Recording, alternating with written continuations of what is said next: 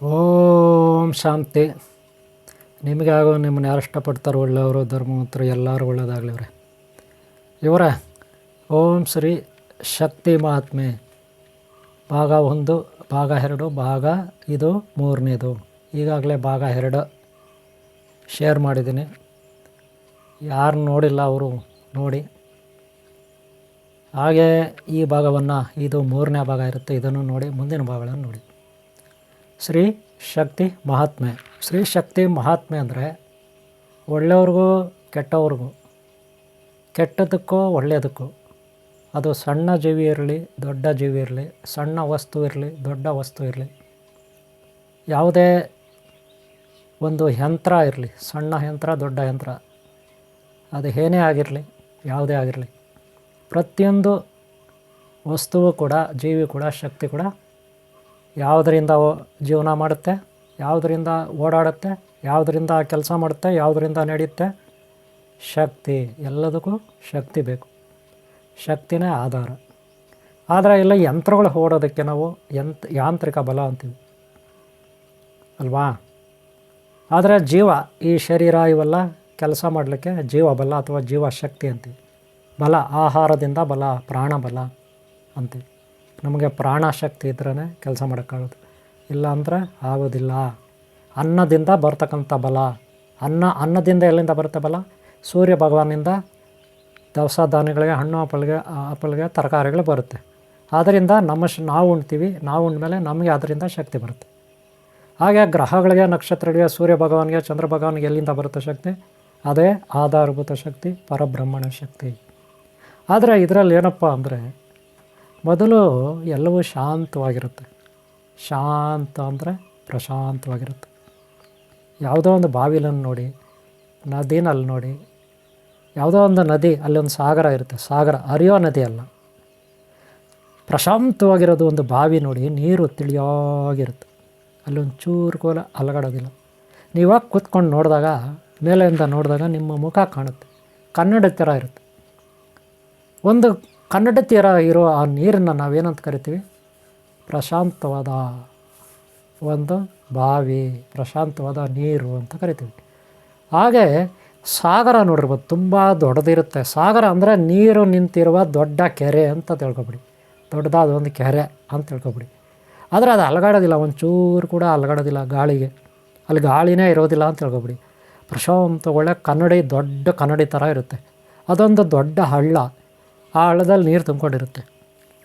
ಅದನ್ನು ನಾವೇನಂತೀವಿ? ಸಾಗರ ಅಂತೀವಿ.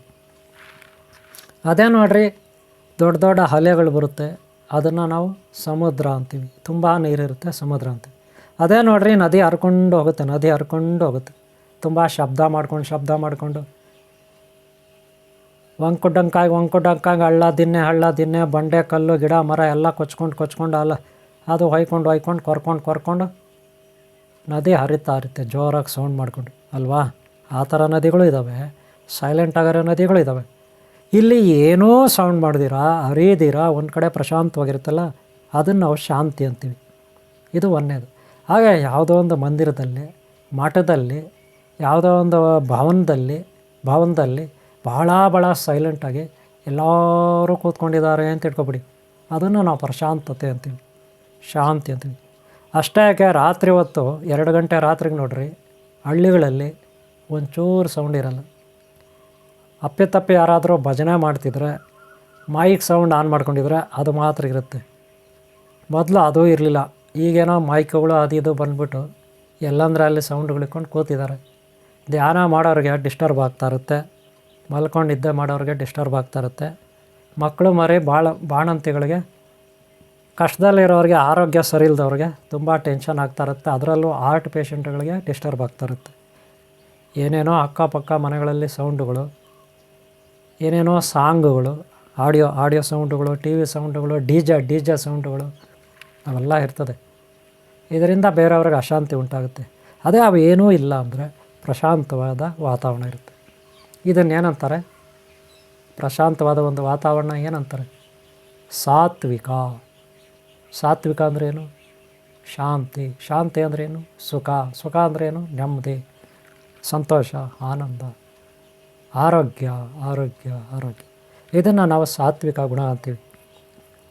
ನೋಡಿ, ಈ ಸೃಷ್ಟಿನಲ್ಲಿ 3 ಗುಣ ಇದೆ. ಒಂದು ಸಾತ್ವಿಕ ಗುಣ, ಒಂದು ರಜೋಗುಣ, ಒಂದು ತಮೋ ಪ್ರವೃತ್ತಿ, ತಮೋ ಗುಣ ಅಂತ. ಮೊದಲು ನಾವು ಸಾತ್ವಿಕ ಗುಣ ತಿಳ್ಕೊಳ್ಳೋಣ. ಬ್ರಹ್ಮಾಜಿ ಕೇವಲ ಸೃಷ್ಟಿ ಮಾಡ್ತಾನೆ ಓಂಕಾರ ಸ್ವರೂಪನಾಗಿ.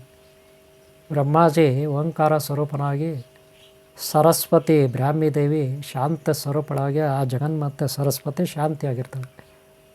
ಆಗ ಪ್ರಶಾಂತವಾದ ಒಂದು ವಾತಾವರಣ ಇರುತ್ತೆ. ಯಾವುದೋ ಒಂದು ವಸ್ತು ಅಲ್ಲಿದೆ, ಇಲ್ಲಿದೆ, ಮತ್ತೊಂದು ಕಡೆ ಇದೆ, ಅದು ಪ್ರಶಾಂತವಾಗೇ ಇರುತ್ತೆ.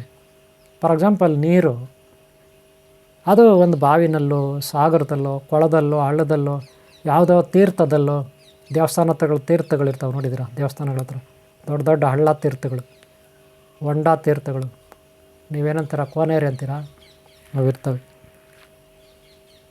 ಒಕ್ಕರೆ ಅಂತಾರೆ, ಕೋನಾರೆ ಅಂತಾರೆ, ಹಳ್ಳ ಅಂತಾರೆ. ಒಟ್ಟಿನಲ್ಲಿ ಪ್ರಶಾಂತವಾಗ ನೀರಲ್ಲಿ ಆರಾಮಾಗಿರ್ತದೆ. ನಾವು ಮುಖ ನೋಡಿದ್ರೆ ಮುಖ ಕಾಣುತ್ತೆ. ಆ ರೀತಿ ಭಗವಂತ ಎಲ್ಲವನ್ನೂ ಸೃಷ್ಟಿ ಮಾಡ್ತಾನೆ. ಆರಾಮಾಗಿ ಅವು ಶಾಂತವಾಗಿರ್ತವೆ. ಬ್ರಹ್ಮಾಜಿ ಭಾಳ ಪ್ರಶಾಂತವಾಗಿ ಧ್ಯಾನ ಮಾಡ್ತಾ ಕೂತಿರ್ತಾನೆ.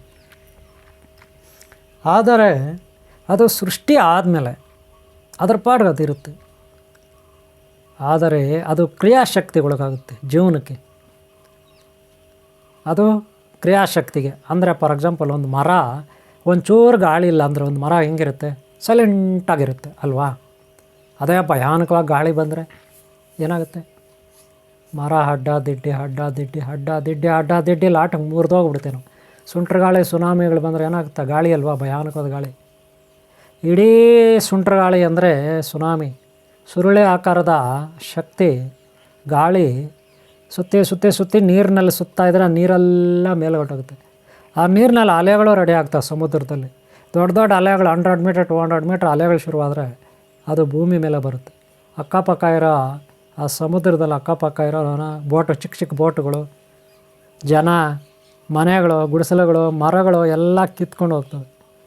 ಆ ನೀರು ಕೊಚ್ಕೊಂಡು ಹೋಗ್ಬಿಡುತ್ತೆ. ಹಾಗಾದ್ರೆ ಅಷ್ಟು ದೊಡ್ಡದಾಗಿ ಸುನಾಮಿ ಹೆಂಗೆ ರೆಡಿ ಆಯಿತು? ಲಾಸ್ಟ್ ಟೈಮ್ ನಾನು ಹೇಳಿದ್ದೆ ಭೂಕಂಪದಿಂದ ಆಗುತ್ತೆ ಅಂತ. ಕೆಳಗಡೆ ಪ್ಲೇಟುಗಳು ಒಂದ್ರ ಮೇಲೆ ಒಂದು ಇರ್ತವೆ, ಈರುಳ್ಳಿ ಪದರ ಥರ. ಅವು ಏನಾದರೂ ಮುರಿದೋದ್ರೆ ಕುಸ್ತು ಬಿಡುತ್ತೆ ಭೂಮಿ ಸಮುದ್ರದಲ್ಲಿ. ಆಗ ನೀರೆಲ್ಲ ಒಳಗಡೆ ಹೋಗ್ತದೆ. ಆ ಹೋಗೋ ಫೋರ್ಸ್ಗೆ ರೊಟೇಟ್ ಆಗುತ್ತೆ ನೀರು.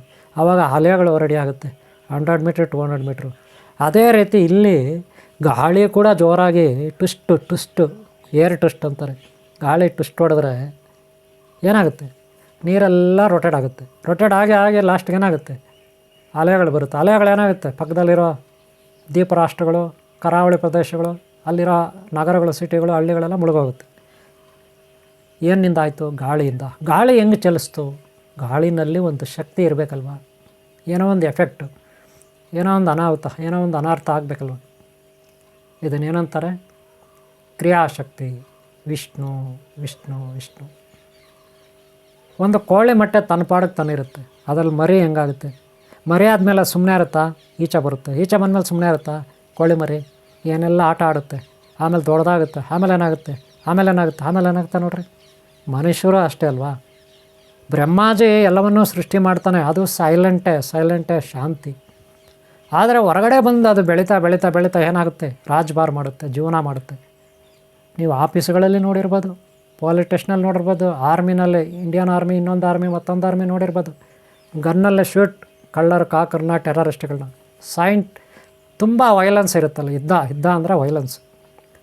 ಅದೇ ಸೃಷ್ಟಿ ಆದಾಗ ಚಿಕ್ಕ ಮಕ್ಕಳಲ್ಲಿ ಶಾಂತವಾಗಿರುತ್ತೆ, ಪ್ರಶಾಂತವಾಗಿ ಅಲ್ವಾ? ಆ ಹುಟ್ಟಿದ ಮೇಲೇ, ಈ ಜಗತ್ತಿಗೆ ಬಂದ ಮೇಲೇ ಶುರುವಾಗೋದು ಭಜನೆ. ಬೆಳೀತಾ ಕ್ರಿಯಾಶಕ್ತಿ. ಇದನ್ನು ರಜೋಗುಣ ಅಂತೀವಿ. ಏನೆಲ್ಲ ಆಸೆಗಳು, ಏನೆಲ್ಲ ಆಕಾಂಕ್ಷೆಗಳು, ಅದು ಬೇಕು, ಇದು ಬೇಕು, ಅದು ಬೇಕು, ಅದು ಮಾಡಬೇಕು,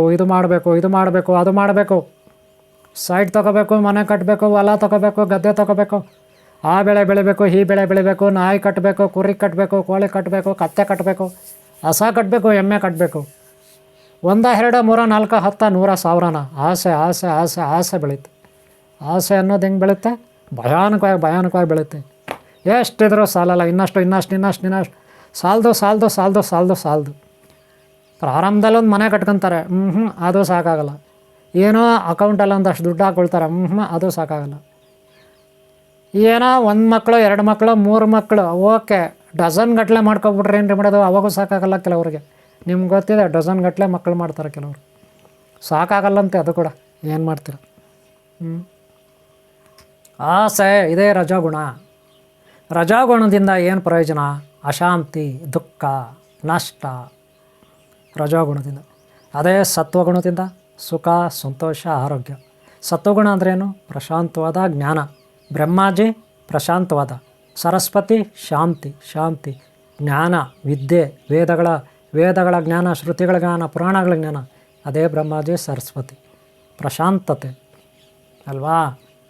ಅದೇ ಶ್ರೀಮನ್ನಾರಾಯಣ ಕತ್ತಿ, ಗುರಾಣೆ, ಶ್ರೀಚಕ್ರ, ಗಾದೆ, ಇನ್ನೊಂದು ಮತ್ತೊಂದು ಇದ್ದ ಮಾಡ್ತಾನೆ. ದಶಾವತಾರ ಏನು ಎಷ್ಟೆಷ್ಟೋ ಅವತಾರ ತಾಳ್ತಾನೆ ಶ್ರೀಮನ್ನಾರಾಯಣ. ಕ್ರಿಯಾಶಕ್ತಿ, ರಾಜಭಾರ ಮಾಡ್ತಾನೆ. ಅಷ್ಟೇ ಅಲ್ಲ, ವ್ಯಾಪಾರ, ವಹಿವಾಟು, ದವಸ ಧಾನ್ಯ, ದುಡ್ಡು, ಬೆಳ್ಳಿ, ಬಂಗಾರ, ಮನೆ, ಹೊಲ, ಗದ್ದೆ, ಗಾಡಿಗಳು, ಇನ್ನೊಂದು ಮತ್ತೊಂದು ವೆಹಿಕಲ್ಸು, ವ್ಯವಹಾರಗಳು, ಇದೆಲ್ಲ ಯಾರ್ದು? ಕ್ರಿಯಾಶಕ್ತಿ ಶ್ರೀಮನ್ನಾರಾಯಣ. ಸಹಾಯ ಯಾರು ಮಾಡೋದು? ಮಹಾಲಕ್ಷ್ಮಿ, ಅಷ್ಟೈಶ್ವರ್ಯ ಮತ್ತು ಇದೇ ಕ್ರಿಯಾಶಕ್ತಿ. ಇದರಿಂದ ಏನು ದುಃಖ ಅಲ್ವಾ? ಹೌದು ನೋಡ್ರಿ, ಬೆಳಗ್ಗೆ ಸೂರ್ಯ ಭಗವಾನ್ ಹಂಗಿರ್ತಾನೆ ರೀ, ಭಾಳ ಪ್ರಶಾಂತವಾಗಿ, ಕಿತ್ತಲೆ ಹಣ್ಣು, ಬಂಗಾರದ ಕಲರು, ಆರಾಮ್ ಸಾರಾಮ್ ಬೆಳಗ್ಗೆ ಅಲ್ವಾ. ಚಳಿ ತಣ್ಣಗೆ ತಂಪಾಗಿ. ಅದೇ ಬ್ರಾಹ್ಮಿ ಮುಹೂರ್ತ. ಭಾಳ ಪ್ರಶಾಂತತೆ. Cold, silence. ಸರಸ್ವತಿ ಬ್ರಾಹ್ಮಿ ಸರಸ್ವತಿ ಮುಹೂರ್ತ, ಪ್ರಶಾಂತತೆ ಬೆಳಗ್ಗೆ. ಆಮೇಲೆ ಏನಾಗುತ್ತೆ ರೀ, ಸೂರ್ಯ ಭಗವಾನ 7 ಗಂಟೆ, 8 ಗಂಟೆ, 9 ಗಂಟೆ, 10 ಗಂಟೆ, 11 ಗಂಟೆ. ಈಗ ನೋಡ್ರಪ್ಪ, ಈ ಬೇಸಿಗೆನಲ್ಲಂತೂ ಕೇಳಲೇಬೇಡಿ. ಅದೇ ಶ್ರೀಮನ್ನಾರಾಯಣ ಮಧ್ಯದಲ್ಲಿರ್ತಕ್ಕಂಥವನು. ಆಮೇಲೆ ಏನಾಗುತ್ತೆ, ಭಾಳ ಭಯಾನಕವಾಗಿರುತ್ತೆ ಮಧ್ಯಾಹ್ನ ಮಧ್ಯದಲ್ಲಿ ಶ್ರೀಮನ್ನಾರಾಯಣ ಕ್ರಿಯಾಶಕ್ತಿ. ಆಮೇಲೆ ಡಲ್, ಡೌನ್. ಅದೇ ಸದಾಶಿವ, ಶಂಕರ, ರುದ್ರನ ಕೆಲಸ ಏನು? ನಾಶ ಮಾಡೋದು. ಬ್ರಹ್ಮಾಜಿ ಕೆಲಸ ಏನು? ಸೃಷ್ಟಿ ಮಾಡೋದು. ವಿಷ್ಣುಜಿ ಕೆಲಸ ಏನು? ನಡೆಸೋದು, ಜೀವನವನ್ನು ನಡೆಸೋದು. ಸೃಷ್ಟಿ, ಸ್ಥಿತಿ, ಲಯ. ಸೃಷ್ಟಿ ಸಾತ್ವಿಕ ಗುಣ, ಸ್ಥಿತಿ ರಜೋಗುಣ, ಲಯ ತಮೋ ಪ್ರವೃತ್ತಿ. ತಮೋ ಅಂದ್ರೇನು? ನಾಶ ಮಾಡೋದು. ನೀವು ನೋಡಿರ್ಬೇಕು, ಕೆಲವು ಚಿಕ್ಕ ಮಕ್ಕಳು ಏನು ಕೊಟ್ಟರು ಹೊಡೆದಾಕ್ತಾರೆ, ಏನು ಕೊಟ್ಟರು ನಾಶ ಮಾಡ್ತಾರೆ. ಇನ್ನು ಕೆಲವ್ರು ನೋಡಿದರೆ ಚೆನ್ನಾಗಿ ಕುಡಿತಾರೆ, ಕುಡಿದ್ರೂ ಕೂಡ ಕೆಲವು ಸೈಲೆಂಟಾಗಿ ಮಲ್ಕೊತಾರೆ, ಏನೂ ಗಲಾಟೆ ಮಾಡಲ್ಲ, ಒಳ್ಳೆ ಎಳೆ ಮಗು ಥರ ಮಲ್ಕೊತಾರೆ ಕುಡಿದ್ಬಿಟ್ರೆ ಚೆನ್ನಾಗಿ. ಕೆಲವ್ರು ಹಂಗಲ್ಲ, ಕುಡಿದ್ರೆ ಅವ್ರ ತಲೆನೂ ನೆಟ್ಟಿಗಿರಲ್ಲ, ಅವ್ರ ಮೈ ನೆಟ್ಟಿಗಿರಲ್ಲ, ಅವ್ರ ಮಾತು ನೆಟ್ಟಿಗಿರಲ್ಲ, ಅವ್ರ ಶರೀರ ನೆಟ್ಟಿಗಿರಲ್ಲ. ಅವ್ರ ಜೀವನ ಹೆಂಗಿರುತ್ತೆ ಅಂದರೆ ಭಾಳ ಭಯಾನಕವಾಗಿರ್ತದೆ ಕುಡಿದ್ಬಿಟ್ರಂದ್ರೆ. ಇದನ್ನು ತಮೋ ಪ್ರವೃತ್ತಿ ಅಂತಾರೆ. ಎಲ್ಲಂದ್ರೆ ಅಲ್ಲಿ ರೋಡ್ಗಳಲ್ಲಿ ಬಿದ್ದೋಗಿರ್ತಾರೆ ಕೆಲವರು ಚೆನ್ನಾಗಿ ಕುಡಿದ್ಬಿಟ್ಟು. ತಿರುಗಿ ಇನ್ನೂ ಕೆಲವು ಸೋಂಬೇರಿಗಳು ಚೆನ್ನಾಗಿ ತಿಂತಾರೆ, ಒಂದು ಕೆಲಸ ಕಾರ್ಯ ಮಾಡಲ್ಲ. ಇವ್ರನ್ನ ಪೀಡಿಸ್ತಾರೆ, ಕಾಡಿಸ್ತಾರೆ, ಇವ್ರ ಹತ್ರ ಕಿತ್ಕೊಂಡು ತಿಂತಾರೆ. ಇವ್ರನ್ನ ತಮೋ ಪ್ರವೃತ್ತಿ ಅಂತೀವಿ. ರುದ್ರ, ಸ್ಮಶಾನ ರುದ್ರ ತುಂಬ ಕೊಳಕಾಗಿ, ಗಲೀಜಾಗಿ, ಚೆನ್ನಾಗಿ ತಿಂದುಂಡು ಶಕ್ತಿಶಾಲಿಯಾಗಿರ್ತಾರೆ. ಶಕ್ತಿ ಮಾತ್ರ ಇರುತ್ತೆ ಅವ್ರಿಗೆ, ಇಲ್ಲ ಅನ್ನಲ್ಲ. ಬಲ ಇರುತ್ತೆ. ಏನು ಬಲ? ಸದ್ಯಕ್ಕೆ ಬಲ. ಆತ್ಮಶಕ್ತಿ ಇವೆಲ್ಲ ಕಡಿಮೆನೆ ಅಲ್ವಾ. ಅದಕ್ಕೆ ರುದ್ರ ಅಂತೀವಿ. ಕಾಲ ಮಹಾಕಾಲ, ನಾಶ ಮಾಡೋನು ಮಹಾಕಾಲ. ಗೊತ್ತಾಯ್ತಲ್ಲ, ಮಹಾಕಾಲ. ಸೃಷ್ಟಿ, ಸ್ಥಿತಿ, ಲಯ. ಈ 3 ಗುಣಗಳು ಎಲ್ಲಿರ್ತವೆ? ಈ ಪ್ರಕೃತಿನಲ್ಲಿರ್ತವೆ. ಒಂದು ಸಣ್ಣ ಬೀಜ ಆಗಲಿ, ಒಂದು ಮೊಟ್ಟೆ ಆಗಲಿ, ಒಂದು ಕ್ರಿಮಿ ಆಗಲಿ ಸೃಷ್ಟಿ ಆಗುತ್ತೆ. ಆಮೇಲೆ ಅದು ಜೀವನಕ್ಕೆ ಎಳೆಯುತ್ತೆ. ಆಮೇಲೆ ಅದು ದೊಡ್ಡದಾಗುತ್ತೆ, ಆಗುತ್ತೆ. ಆಮೇಲೆ ದೊಡ್ಡದಾದ್ಮೇಲೆ ಮತ್ತೆ ಮುದಿ ಆಗ್ತದೆ, ನಾಶ ಆಗುತ್ತೆ, ಬಲ ಕಳ್ಕೊಳ್ಳುತ್ತೆ. ಫಸ್ಟು ಚಿಕ್ಕ ಮಗುವಿನಲ್ಲಿ ಬೆಳೀತಾ ಹೆಂಗಿತ್ತು ಅದೇ ಲಾಸ್ಟಲ್ಲಿ ತಿರ್ಗಿ ವಯಸ್ಸಾದ ಮೇಲೆ ಇನ್ನೇನಿರುತ್ತೆ ಅಲ್ವಾ. ಇದೇ ಸೃಷ್ಟಿ, ಸ್ಥಿತಿ, ಲಯ ಜಗತ್ತಿನಲ್ಲಿ. ಇದಕ್ಕೆ ಆಧಾರಭೂತ ಯಾವುದು? ಪರಬ್ರಹ್ಮ ಸ್ವರೂಪ ಶಕ್ತಿ, ಸಚ್ಚಿದಾನಂದ ಚಿನ್ಮಯ ಚಿದಾನಂದ ಗುರು. ಓಂ ಶ್ರೀ ಶಕ್ತಿ ಮಹಾತ್ಮೆ, ಓಂ ಶ್ರೀ ಶಕ್ತಿ ಮಹಾತ್ಮೆ, ಓಂ ಶ್ರೀ ಶಕ್ತಿ ಮಹಾತ್ಮೆ, ಓಂ ಶ್ರೀ ಶಕ್ತಿ ಮಹಾತ್ಮೆ.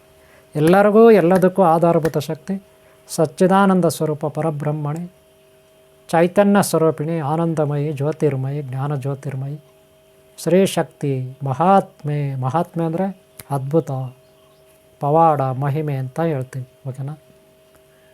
ಸೃಷ್ಟಿ, ಸ್ಥಿತಿ, ಲಯ. ಬ್ರಹ್ಮ ಶಕ್ತಿ, ಹರಿ ಶಕ್ತಿ, ಶಿವಶಕ್ತಿ. ರಜೋಗುಣ ಸತ್ವಗುಣ, ರಜಾಗುಣ, ತಮೋಗುಣ ಎಲ್ಲದಕ್ಕೂ ಆಧಾರಭೂತ ಶಕ್ತಿ ಶ್ರೀ ಶಕ್ತಿ, ಆದಿಶಕ್ತಿ, ಓಂ ಶಕ್ತಿ, ಓಂ ಕಾರ ಸ್ವರೂಪಿಣಿ ಗಾಯತ್ರಿ ವಿಶ್ವಕರ್ಮ ದೇವತೆ. ಓಕೆನಾ? ಇದು ಶ್ರೀ ಶಕ್ತಿ ಮಹಾತ್ಮನಲ್ಲಿ ಬರ್ತಕ್ಕಂಥ ಒಂದು ಪಾರ್ಟ್. ಎಲ್ಲದಕ್ಕೂ ಆಧಾರಭೂತ ಶಕ್ತಿ ಜಗತ್ತಿನಲ್ಲಿ. ಈ ಜೀವಶಕ್ತಿ ಸ್ಥೂಲ, ಸೂಕ್ಷ್ಮ, ಪ್ರಾಣ ಇವೆಲ್ಲದಕ್ಕೂ ಆಧಾರಭೂತ ಸತ್ವಗುಣ, ರಜಾಗುಣ, ತಮೋಗುಣ ಎಲ್ಲದಕ್ಕೂ ಆಧಾರಭೂತ. ಅದು ಸ್ಥೂಲ ಇರಲಿ, ಸೂಕ್ಷ್ಮ ಇರಲಿ, ಪ್ರಾಣ ಇರಲಿ, ಚೇತನ ಇರಲಿ ಅಲ್ವಾ? ಎಲ್ಲದಕ್ಕೂ 3 ಆಧಾರಭೂತ ಶಕ್ತಿಗಳಿರುತ್ತೆ. ಅದೇ ಬ್ರಾಹ್ಮಿ ಶಕ್ತಿ, ಹರಶಕ್ತಿ, ಶಿವಶಕ್ತಿ. ಅದೇ ರಜೋ, ಅದೇ ಸತ್ವ, ಅದೇ ರಜೋ, ಅದೇ ತಮ. ಓಕೆನಾ ಇವರೇ? ಹಿಂದಿನ ಭಾಗಗಳು ಯಾರು ನೋಡಿಲ್ಲ, ಭಾಗ 1, 2 ಶ್ರೀ ಶಕ್ತಿ ಮಾತೆ ಅದು ನೋಡಿ. ಹಾಗೆ ಮುಂದಿನ ಭಾಗಗಳು ನೋಡಿ. ಈ 3ನೇ ಭಾಗನ ಇಲ್ಲಿಗೆ ಮುಗಿಸ್ತಾ ಇದ್ದೀನಿ. ಮುಂದೆ 4ನೇ ಭಾಗ ಇರುತ್ತೆ, ಅದನ್ನು ನೋಡಿ. ಓಕೆ, ನಿಮ್ಗೆ ಒಳ್ಳೆಯದಾಗಲಿ. ಈ ವಿಡಿಯೋ ನಿಮ್ಗೆ ಇಷ್ಟ ಆಗಿದ್ರೆ ಒಂದು ಲೈಕ್ ಮಾಡಿ, ಹಾಗೆ ಸಬ್ಸ್ಕ್ರೈಬ್ ಆಗಿ ಹಾಕ್ಕೊಳ್ಳಿ. ಎಲ್ಲರೂ ಒಳ್ಳೆಯದಾಗಲಿ. ಓಂ ಶಾಂತಿ, ಓಂ ಶಾಂತಿ, ಓಂ ಶಾಂತಿ.